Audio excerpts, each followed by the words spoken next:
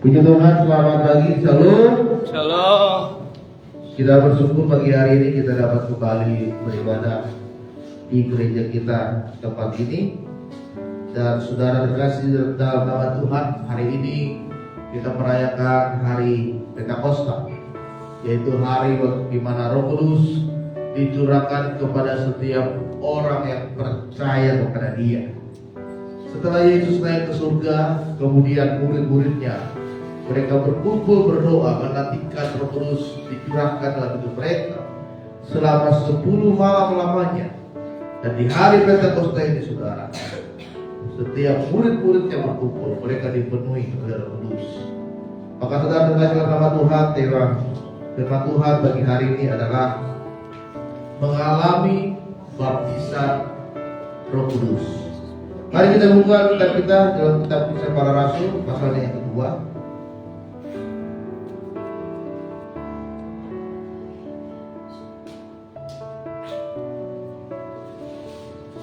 Kisah Para Rasul pasalnya yang kedua.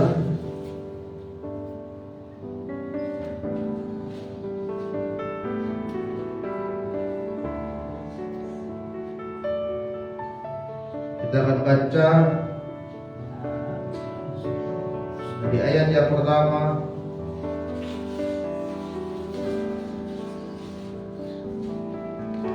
sampai dengan ayatnya yang ke-6. Kisah Para Rasul pasalnya yang kedua. Kita akan baca dari ayat yang pertama sampai dengan ayatnya yang ke-6.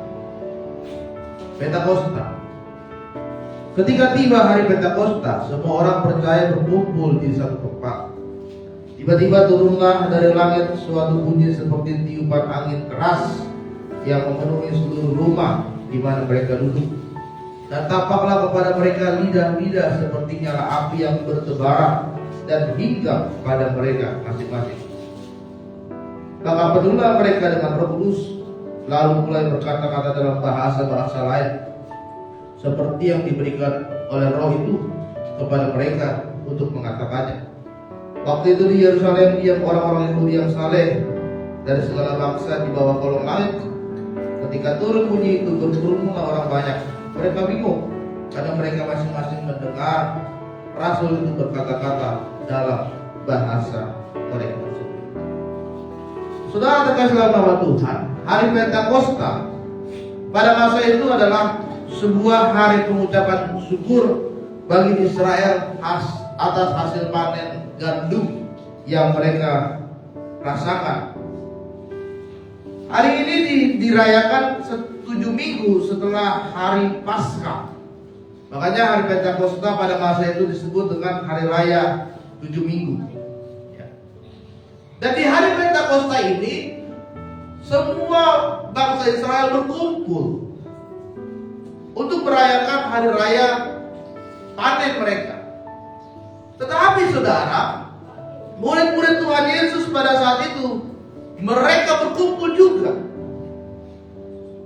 Sama seperti hari-hari yang sebelumnya, mereka berkumpul di dalam rumah untuk meminta agar Roh Kudus dicurahkan di dalam kehidupan mereka. Dan di hari Pentakosta itulah, maka tiba-tiba semua yang berkumpul di dalam rumah itu, mereka dipenuhi oleh Roh Kudus. Firman Tuhan katakan tiba-tiba turunlah langit suatu bunyi seperti tiupan angin yang memenuhi seluruh rumah. Kata memenuhi seluruh rumah artinya semua orang yang berkumpul di dalam rumah itu tanpa terkecuali mereka dipenuhi oleh Roh Kudus. Ketika mereka dipenuhi oleh Roh Kudus, maka tampaklah seperti lidah-lidah api yang hinggap di atas kepala mereka. Dan ketika Roh Kudus sudah berada di dalam diri mereka, dan mereka mulai berbahasa roh, dan semua orang tercengang mendengar perkataan mereka. Saudara terkasih dalam nama Tuhan, hari ini hari Pentakosta kita rindu agar kita mengalami namanya baptisan Roh Kudus. Baptisan Roh Kudus adalah karunia Tuhan yang memberikan kita kuasa untuk hidup sebagai anak Allah. menjadikan kita sebagai saksi Kristus dan karunia Tuhan untuk memakai kita dalam melayani Tuhan. Karena kita butuh bimbingan dan pertolongan, kita butuh arah yang membawa kita kepada kebenaran Kristus. Oleh sebab itu kita butuh Roh Kudus dalam hidup kita. Roh Kudus dijanjikan oleh Tuhan kepada setiap orang yang percaya. Orang yang percaya akan mengalami pengalaman Roh Kudus yang datang dalam kehidupan kita masing-masing. Karena itu adalah janji Tuhan. Ya. Bagaimana Tuhan menjanjikan Roh Kudus akan turun kepada orang yang percaya untuk menerima Roh Kudus, dan mereka akan memiliki kuasa untuk melayani Tuhan. Itu sebabnya hari ini kita rindu agar setiap diri kita, setiap hati kita mengalami yang namanya kepenuhan dan baptisan. Hari ini saudara, kita mau belajar apa yang harus kita lakukan agar apa yang membuat diri kita mengalami baptisan Roh Kudus. Apa yang terjadi dalam hidup kita ketika kita sudah mengalami baptisan Roh Kudus? Yang pertama adalah ketika Roh Kudus hadir dalam hidup kita, maka Roh Kudus akan menyadarkan kita dari dosa. Di dalam kitab Yohanes pasalnya yang ke-16 ayat 7 dikatakan demikian. Namun benar yang kukatakan kepadamu adalah lebih baik jika aku pergi, sebab jikalau aku tidak pergi, penghibur itu tidak akan datang. Tapi jikalau aku pergi, aku akan mengutus dia kepadamu. Dan kalau dia datang, ia akan menginsafkan dunia akan dosa, kebenaran, dan penghakiman. Ketika kita sudah dibaptis dan dipenuhi oleh Roh Kudus, maka Roh Kudus akan menginsafkan kita. Roh Kudus akan menyadarkan diri kita.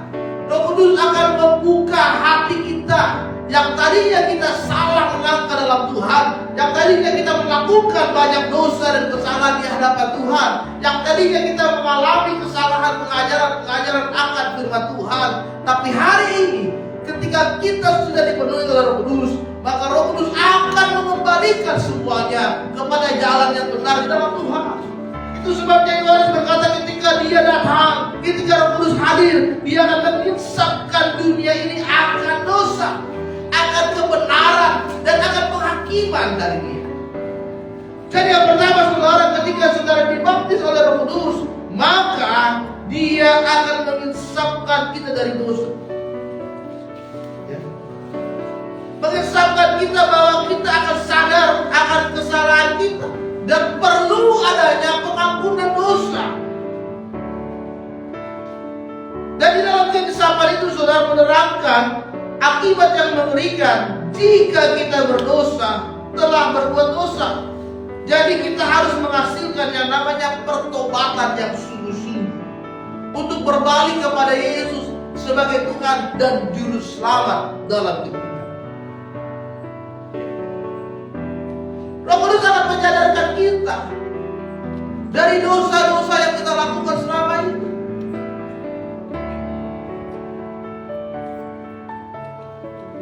Karena ada dua dosa.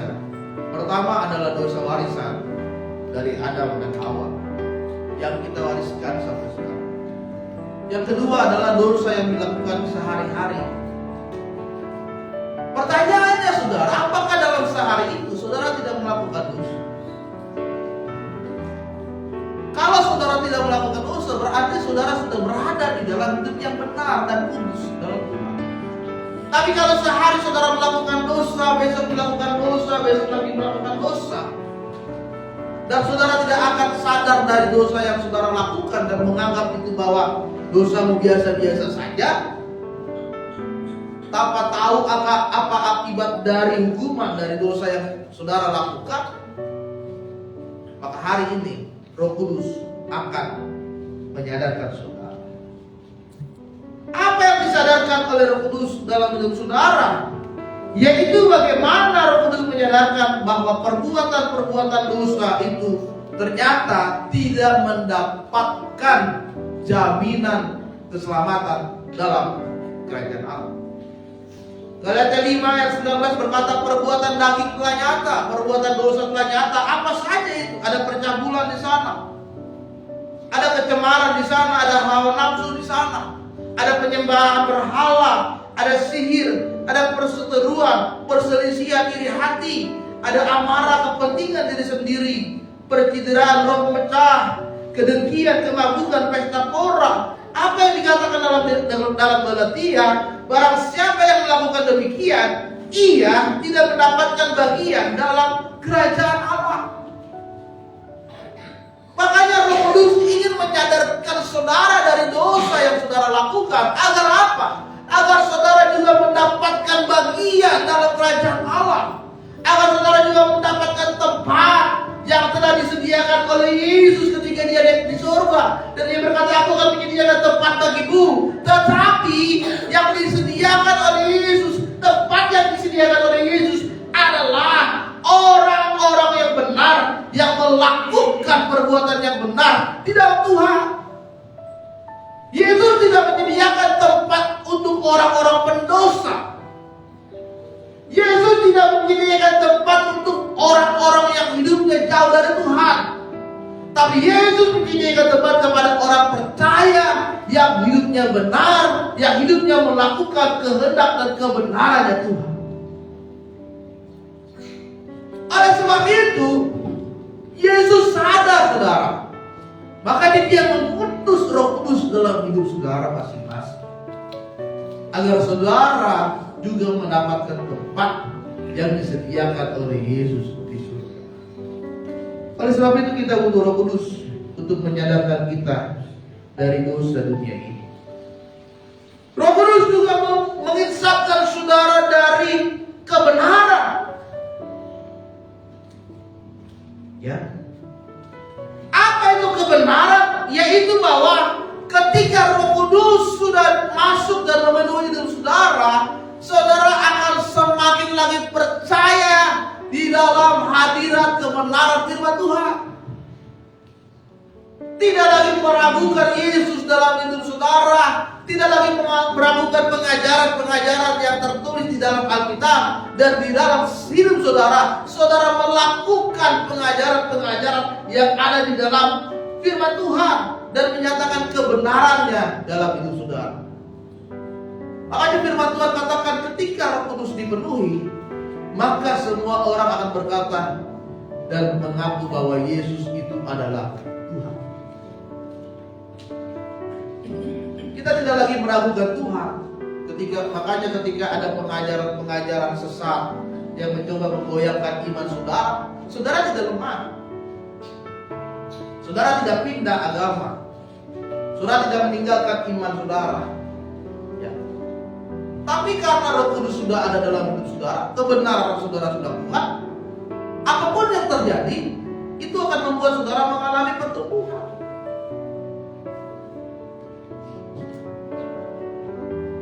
Jadi jangan karena waktu saya susah, ternyata tidak ada orang Kristen yang menolong saya, lalu ada orang dari agama lain membantu saya ketika susah, kemudian saya merasa, oh dia sangat baik ya, dia sudah, kalau begitu saya ikut agama dia saja. Itu orang yang lemah imannya,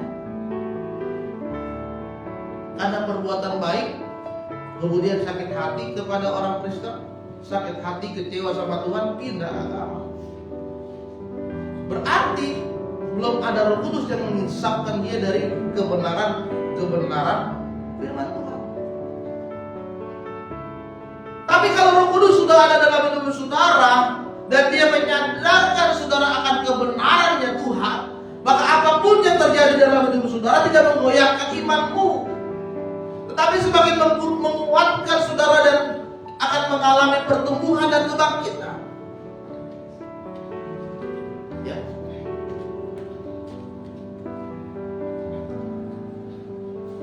Dan Roh Kudus juga akan menginsapkan kita dari yang namanya penghakiman. Kita harus sadar saudara akan ada waktunya setiap kita yang percaya akan menuju pada proses penghakiman. kehakimannya Tuhan. Ya. Karena dunia ini tidak akan mengalami yang namanya kekekalan. Dunia ini akan binasa.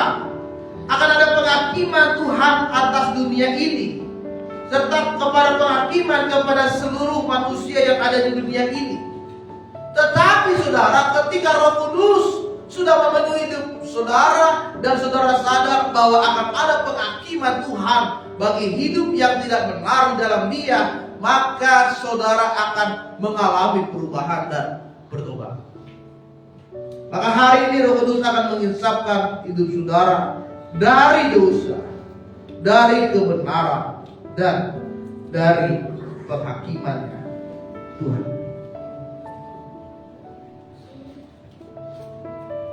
Yang kedua saudara, ketika kita mengalami baptisan Roh Kudus, apa yang terjadi? Maka Roh Kudus akan memberikan kita kuasa. Di dalam Kisah Para Rasul yang pertama, ayatnya yang ke-8 berkata demikian. Tetapi kamu akan menerima kuasa kalau Roh Kudus turun atas kamu, dan kamu akan menjadi saksiku di Yerusalem, di Yudea, Samaria, dan sampai ke ujung bumi. Ketika kita sudah dipenuhi oleh Roh Kudus, maka Tuhan akan memberikan kita kuasa. Kuasa dalam kitab Para Rasul diterjemahkan dari kata dunamis, yaitu dinamit yang meledakkan batuan-batuan yang besar atau bukit-bukit yang besar. Artinya ketika Roh Kudus sudah dipenuhi dalam hidup kita, maka Dia akan melakukan perkara-perkara yang besar dan ajaib dalam hidup kita. Yang tadinya tidak mungkin bisa menjadi mungkin, yang tadinya mustahil bisa terjadi. Dan ketika Roh Kudus ada dalam hidup kita, sesuatu yang besar, perubahan yang besar juga akan terjadi dalam kehidupan orang yang percaya. Makanya Dia katakan, aku akan memberikan engkau kuasa. Ada kuasa yang besar dinyatakan dalam kehidupan kita. Ketika 120 orang murid Yesus, mereka berdoa di ruang atas di Yerusalem, maka semua mereka dipenuhi oleh Roh Kudus. Ketika Petrus juga hadir di sana, dan ketika dia sudah dipenuhi oleh Roh Kudus, yang pertama dia lakukan adalah dia menyampaikan firman Tuhan. Dia khotbah. Ketika dia khotbah, maka 3.000 orang saat itu juga percaya dan menerima Yesus dan menyerahkan diri untuk dibaptis.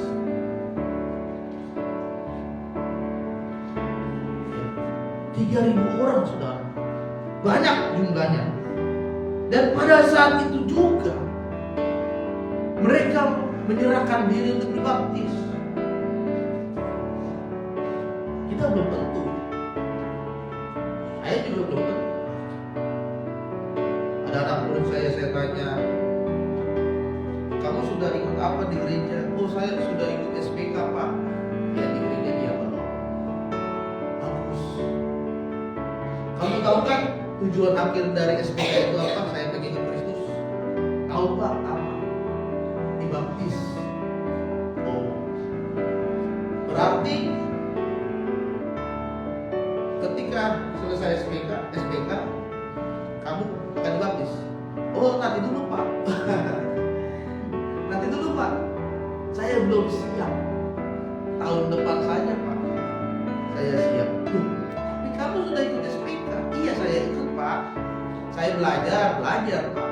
Tapi baptisnya saya belum siap. Nah, zaman sekarang ya, disuruh baptis Pak, tahun depan Pak. Nanti lah Pak, belum siap Pak. Masih Pak, masih bandel-bandel Pak. Kalau itu kapan? Petrus ketika dia khotbah seperti ini, langsung orang yang mendengar khotbah dia langsung kita dibaptis. Bukan karena hebat khotbahnya dia, bukan karena dia pandai berkata-kata dalam berkhotbah,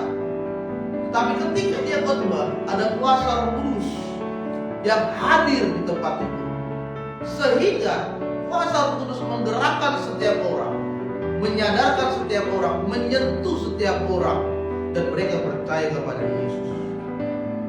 Itu yang namanya dinamis, kuasa yang besar terjadi.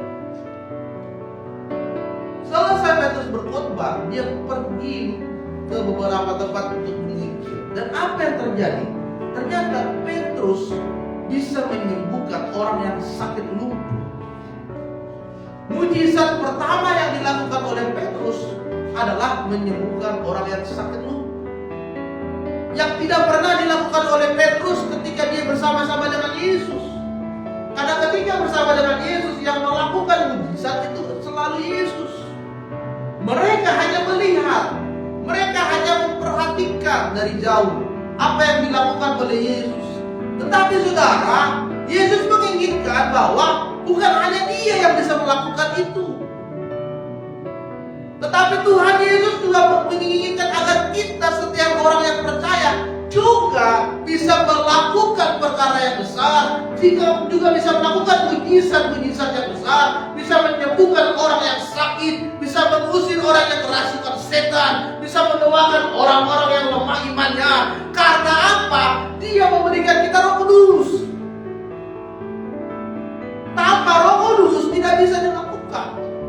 Sama saja kuasa dari Yesus diberikan dalam hidup kita. Untuk apa? Kita melakukan mujizat yang sama, yang seperti Yesus telah lakukan di dunia ini. Makanya ketika murid-murid Tuhan Yesus dipenuhi Roh Kudus dan mereka pergi melayani Tuhan, menjangkau jiwa, mujizat-mujizat yang besar terjadi. Oleh sebab itu saudara, di hari Pentakosta ini, mari kita minta Roh Kudus untuk memberikan kita kuasa dalam melayani.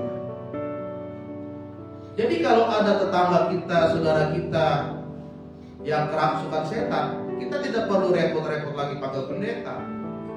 Saudara bisa mengusirnya sendiri. Pendeta saudara jauh, tepatnya tengah malam panggil-panggil, Pak, tolong Pak, ada yang kerasukan setan, ketempelan, Pak begini Pak. Kalau saudara sudah dipenuhi Roh Kudus, saudara juga bisa berdoa untuk mereka, karena ada kuasa yang diberikan Tuhan dalam hidup kita masing-masing. Amin. Yang ketiga adalah ketika kita mengalami baptisan Roh Kudus, maka firman Tuhan adalah mengatakan bahwa kita bisa berkata-kata di dalam bahasa roh.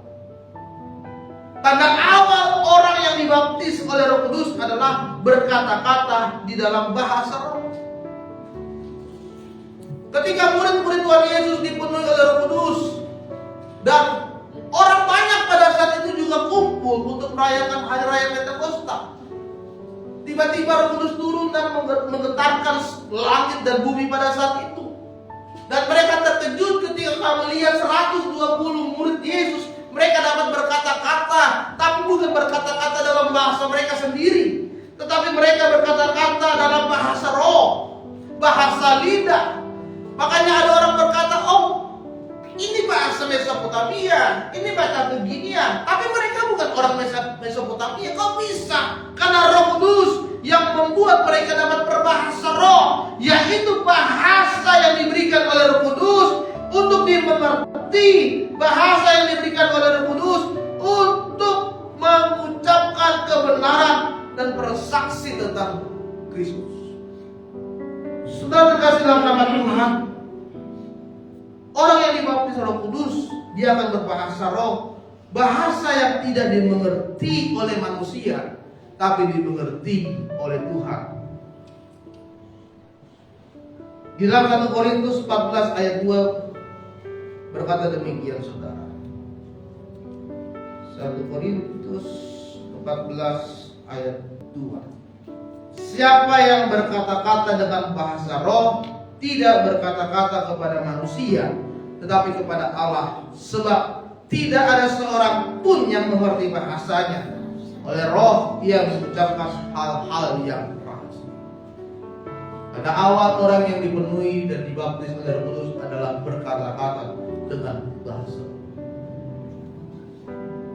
Kadang saudara, orang-orang yang awam pasti akan bingung. Oh, dia ngomong apa? Dia bicara apa? Bicaranya aneh, bicaranya ngelantur, bicaranya seperti orang nggak jelas. Bahkan murid-murid Yesus pada saat itu mereka disangka seperti orang yang sedang mabuk. Tapi Petrus berkata, tidak, kami tidak mabuk. Ini masih pagi, baru jam 9 pagi, kami tidak mabuk. Orang berkata mereka seperti orang yang gila. Tetapi Korintus berkata, orang yang berbahasa roh tidak dapat dimengerti oleh manusia, tapi hanya dapat dimengerti oleh Tuhan. Karena bahasa roh itu adalah bagaimana kita berdoa, kita mengucapkan syukur yang terhubung langsung dengan Tuhan. Bagaimana kita bisa mendapatkan bahasa roh? Ya kita minta kepada Tuhan. Mintalah, maka kamu akan, dan Roh Kudus akan dicurahkan kepada kamu. Saudara, saya mengalami diberikan untuk dapat berbahasa lidah pada saat saya kelas 3 SMA. Ketika kami sedang doa semalaman, di hari yang pertama berdoa biasa belum juga diberikan. Hari kedua, hari ketiga, hari keempat, hari kelima, hari ke-8 juga belum diberikan. Hari ke-9 juga belum diberikan. Dan saya mendengar orang-orang itu sudah berbahasa roh. Mereka sudah berdoa menyembah di dalam roh dan kebenaran. Tapi saya belum. Kemudian saya berdoa di hari yang terakhir, di doa 10 malam, hari yang terakhir. Saya berdoa, Tuhan, penuhi aku. Tuhan, aku rindu aku dibaptis dengan Roh Kudus. Saya berdoa dengan sangat sungguh-sungguh, merendahkan diri dengan doa yang sangat dalam menyembah kepada Tuhan. Dan tiba-tiba saya seperti berbahasa yang tidak saya mengerti, tapi itu mengalir dari mulut saya, keluar dari mulut saya. Saya menyembah, tapi sepertinya bahasa itu bukan bahasa biasa, bukan bahasa Indonesia, tapi menyembah di dalam roh, tapi terus keluar, terucap dari mulut dan menggerakkan lidah saya untuk berkata demikian. Tidak bisa berhenti, saudara, terus. Ya. Dan sampai sekarang saya tidak mengerti ketika saya berbahasa roh, apa bahasa ini Tuhan, tapi itu terus ketika menyembah keluar terus. Makanya firman Tuhan, ada juga orang yang punya karunia untuk menafsirkan bahasa roh. Tapi ketika Roh Kudus sudah ada dalam hidup kita, maka kita akan bisa berbicara dengan bahasa roh, yaitu bahasa penyembahan kita kepada Tuhan. Artinya kita sudah sangat sungguh-sungguh berada dalam penyembahan di dalam roh dan kebenarannya. Maka hari ini saudara, di hari Pentakosta, mari buka hatimu, biarkan Roh Kudus menjamah dan mengurapi. Amin. Tuhan, mari kita berdiri.